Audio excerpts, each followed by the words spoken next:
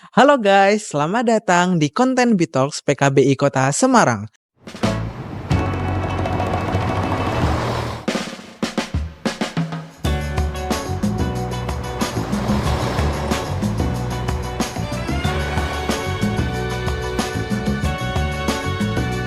And it's not a starry sky. My baby told me the signs. Di video kali ini kita akan tanya-tanya ke masyarakat di Kota Semarang tentang penyakit HIV. Kira-kira mereka udah pada tahu belum ya apa itu penyakit HIV? Yuk kita tanya-tanya ke masyarakat umum di Kota Semarang. Jangan skip videonya ya, let's go! Kakak tahu nggak sih apa itu HIV? HIV itu Human Immunodeficiency Virus ataupun HIV ini merupakan suatu virus yang menular lewat secara seksual ya, salah satu IMS ya. Ya, setahu Bapak, HIV itu salah satu penyakit yang sangat berbahaya dan bisa menyebabkan kematian. Seperti ini. Menurut saya HIV itu adalah salah satu penyakit yang memang menyerangnya itu di bagian reproduksi manusia, seperti itu. HIV itu kayak suatu virus yang nantinya akan menularkan menjadi penyakit AIDS yang dimana itu menyebabkan sistem kekebalan tubuh manusia menjadi menurun. Pernah dengar nggak sih pengobatan dari HIV tersebut? Untuk pengobatannya mungkin sejauh ini taunya hanya mungkin minum obat pil gitu, tapi buat yang menyembuhkan total belum ada. Kurang tahu sih, belum tahu. Minum obat rutin seumur hidup, obatnya ARV ya. Belum pernah mendengar. Pernah dengar layanan extra time di Puskesmas Kota Semarang nggak sih, Kak? Baru kali ini mendengarnya. Belum tahu tuh. Mungkin pernah. Pendapat Bapak tentang orang dengan status HIV positif? Menurut pendapat saya, orang memiliki HIV positif harusnya tidak dibedakan ya dengan orang pada umumnya. Kita tidak boleh menjauhi atau memusuhi. Ya karena saya sudah sedikit mengetahui terkait HIV tersebut ya, kalau misal pun saya bertemu ya secara kontak fisik gitu ya nggak bakalan mikir aneh-aneh sih, karena saya tahu cara penyebarannya itu seperti apa. Aku anggap itu mungkin ya mungkin itu perilakunya dia di masa lalu ataupun itu juga bisa dari keturunan juga kan. Tapi kita sebagai manusia juga tetap harus memanusiakan orang dengan HIV juga. Misal nih, dari keluarga kakak ada orang dengan status HIV positif dari keluarga nih. Sikap kakak terhadap orang tersebut bagaimana, Kak? Mengajak dia untuk menjalani pengobatan secara medis, lalu kita mensupport dia secara langsung. Terus ya mungkin kan ya, itu hal yang maksudnya nggak mudah ya untuk dia menjalani itu, karena itu juga penyakit yang sebenarnya lumayan membahayakan untuk dia. Aku tetap nganggap dia kayak orang biasa, ya yang jalin komunikasi dengan baiklah sama dia, nggak membedakan ataupun menyebarkan secara luas informasi bahwa dia ini terkena virus HIV gitu. Kalau ada dari keluarga pastinya dirangkul, pasti diberi semangat karena ya HIV ketika mereka mendapatkan status positif bukan berarti itu akhir dari segalanya ya. Maksudnya kayak mereka bisa menjalankan hidup, bisa mendapatkan pekerjaan juga dan juga bisa berkeluarga dengan seperti pada orang pada umumnya. Jadi menurut saya itu nggak akan jadi masalah, tapi sebagai orang keluarga ataupun misalkan teman juga ya pasti kita harus merangkul, harus memberikan semangat positif, apalagi dengan stigma yang masih beredar di masyarakat saat ini, pastinya dukungan-dukungan kayak gitu sangat-sangat berharga untuk mereka bisa tetap semangat menjalankan hidup sih. Ya, secara pribadi sih saya tidak menjauh ya. Tetap kita menghargai, mendekati, menghibur mereka agar mereka bisa berjuang untuk memperoleh kesembuhan walaupun kesembuhannya itu belum pasti. Oke, sebelumnya Kak pernah dengar nggak sih tentang PKBI Kota Semarang? Mungkin pernah baca ada info dari Instagram sih, biasanya kan ada kayak ads lewat ya, iklan lewat gitu. Mungkin ada pernah sekali lihat PKBI Kota Semarang atau Jawa Tengah waktu itu dengarnya. Saya belum pernah dengar sih, Mbak. Sebelumnya aku pernah dengar dari internet aja, cuma nggak tahu itu organisasi yang bernaung untuk apa gitu. Mungkin kalau untuk saya pribadi mungkin taunya itu fokusnya di bidang ini ya, reproduksi sosial, tapi juga ada beberapa aktivitas untuk youth ataupun untuk para pemuda-pemudi yang di sini gitu untuk bisa dikelola. Banyak juga aktivitas dan organisasinya juga nggak terbatas untuk tadi cash pro aja, tapi untuk berbagai isu yang ada di masyarakat sih untuk PKBI sendiri. Nah, kita udah nanya-nanya nih ke masyarakat umum di Kota Semarang. Next, kita mau tanya-tanya ke masyarakat beresiko tinggi di Kota Semarang. Lanjut. Apa itu HIV dan bagaimana media penularan dari HIV itu sendiri? Oke, baik. Kalau HIV itu Human Immunity Virus. Jadi dia bisa ditularkan, bisa melalui berbagai macam yang paling utama dari darah, terus jarum suntik, hubungan seks tanpa pengaman, dan juga busui. Biasanya cepat tertular. HIV itu disebabkan karena virus. Nah, itu nyerangnya tuh ke imun. Sakit yang menular mungkin. Cara menanganannya ya kita harus menjaga kayak hubungan intim, kayak menjaga lah intinya lah. Tahu sih HIV ya virus yang sebagian besar orang tahu tuh karena apa? Gonta-ganti pasangan. Oke, kalau setahu kakak nih, kelompok-kelompok yang beresiko tinggi terkena HIV itu kelompok-kelompok apa kak? Oke, untuk kelompok-kelompok yang rentan untuk terkena HIV itu biasanya yang pertama tadi kelompok dengan perilaku seksual yang beresiko gitu kan, bisa seperti pergaulan bebas atau mungkin tidak menggunakan pengaman tapi bergonta-ganti pasangan itu bisa. Komunitas atau mungkin biasanya hubungan yang tanpa status atau hubungan terlarang. Ya, kayak hubungan sama jenis kayak gitu, kayak LSL, terus kayak PSK, kayak sejenisnya kayak gitu. Kakak tahu nggak sih kak apa itu PrEP dan fungsi dari PrEP? Nggak tahu. PrEP adalah obat untuk mencegah suatu HIV yang menular. PrEP itu adalah obat pencegahan virus HIV itu masuk. Obat untuk mencegah salah satunya kalau nggak salah itu pencegahan HIV dan sifilis. Oke, selanjutnya kakak tahu nggak sih kak apa itu layanan extra time?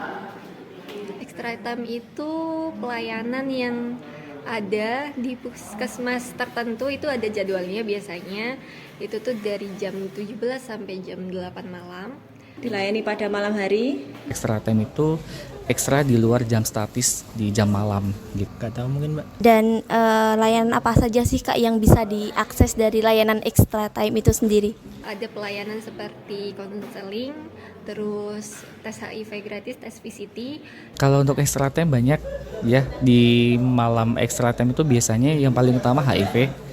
Viral load, akses obat. Bagaimana sih kak pendapat kakak tentang orang dengan HIV positif? Kalau aku sih oke-oke aja sih kak. Namanya orang kan pasti ada positifnya dan negatifnya kan. Ya kita harus menyadari karena kayak kita kan sesama manusia.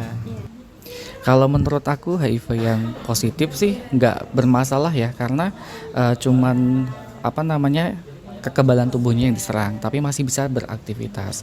Sebenarnya itu bukan hal yang negatif karena kan sebenarnya HIV itu sekarang udah bisa dikontrol. Kalau aku udah mengidap kayak gitu ya biasa aja. Tapi bagi yang kalau umpama aku belum sih ya kayak kayak gitu.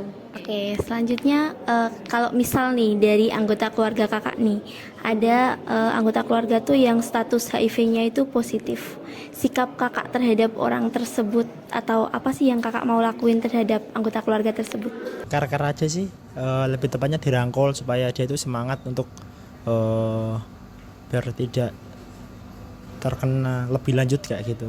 Kita bisa rangkul gitu kan. Kalau saya misalnya ada kerabat saya yang positif HIV itu bisa dirangkul, terus bantu cari informasi gimana sih cara pengobatannya, lalu apa aja yang perlu dilakuin. Menakutkan. Saya kira untuk masalah HIV positif di keluarga saya kira nggak masalah. Yang penting jujur, terus terapi seumur hidup dengan baik. Kak, selanjutnya aku izin tanya nih, kakak tahu nggak sih kak tentang apa itu lembaga PKBI Kota Semarang? Lembaga PKBI itu adalah Perkumpulan Keluarga Berencana Indonesia. Jadi itu adalah lembaga untuk juga mengoperasikan segala macam aktivitas seperti HIV, extra time, door to door gitu ya. Lembaga PKBI ini itu tadi itu sempat dengar fokus di kesehatan reproduksi. Jadi kayak tentang penyuluhan kesehatan reproduksi. Nggak tahu sih mbak. Nggak tahu.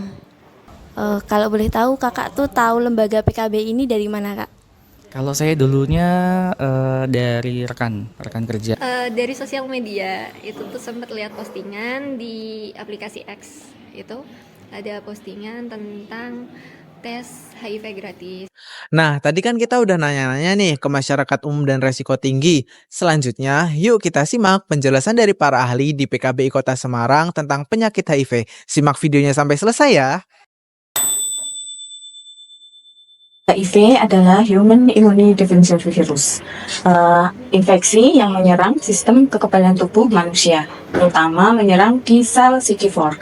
Sel CD4 sendiri yaitu adalah sel darah putih yang menyebabkan virus HIV itu. Apabila virus HIV tidak segera ditangani, bisa mengakibatkan AIDS. AIDS sendiri yaitu Human Immunodeficiency Syndrome, yaitu tahap akhir dari penyakit HIV. Untuk penularannya yaitu melalui darah, air mani, dan vagina, serta air susu ibu.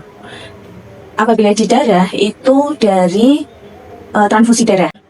Untuk air mani dan cairan vagina itu bisa disebabkan dari kontak fisik atau berhubungan tidak memakai kondom dan berganti-ganti pasangan. Untuk air susu ibu bisa melalui persalinan dan kehamilan. Kelompok risiko yang menularkan untuk HIV sebenarnya itu semua masyarakat kalangan umum bisa masuk ke kelompok risiko, terutama BPS, HRM, dan BARIA atau LGBT. Tetapi semua kalangan merupakan suatu risiko tertular HIV. Pengobatan rutin ARV sangat penting untuk teman-teman orang dengan HIV. Karena ARV ini bekerja dengan menekan jumlah virus yang ada di dalam darah. Sehingga ke tingkat yang lebih tidak terdeteksi. Meskipun obat ini tidak untuk menyembuhkan, setidaknya bisa membantu oda itu sendiri hidup lebih produktif. Manfaatnya banyak sekali obat ARV ini, salah satunya yaitu menekan jumlah virus, terus meningkatkan kualitas hidup oda itu sendiri, mencegah penularan dan mencegah komplikasi atau infeksi oportunistis, serta mengurangi risiko resistensi obat. Nah, kenapa obat ARV ini sangat penting untuk teman-teman ODIP? Karena dari banyak sekali manfaat yang diterima oleh teman-teman ODIP bisa meningkatkan kualitas hidup dari teman-teman ODIP itu sendiri. Terima kasih.